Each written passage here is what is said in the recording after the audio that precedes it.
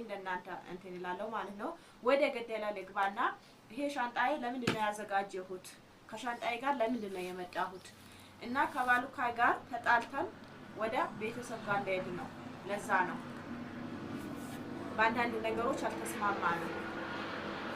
ይባፉ እና ይናግራችሁ ሰላም አለይኩም በላቸው በደስታም ሲመጣ ተቆጥተንም ሲመጣ ማለት ነው ተናገራችሁ ትላንት ቡና ለምንድን ነው የደፋሃብኝ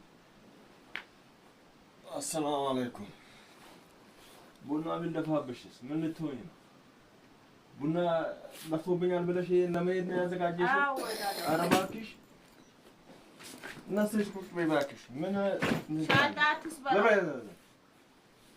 ቢልመታሽስ ምን ልትሆኚ ነው ላልመታሽ ብቻሻለሁ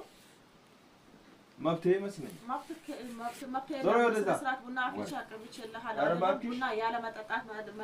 ያንተ ራስ መብት ነው እንጂ እውነትሽ ነው አዎ ለዛ ነው አዎ መብቴ ነው መሰለኝ ያለ መብት አይተሃል የፈላ ቡና በላይ ላይ ትደፋለህ ታዳም ውሃ ቡና አፍልተሽ ታቀርባለሽ ለሰው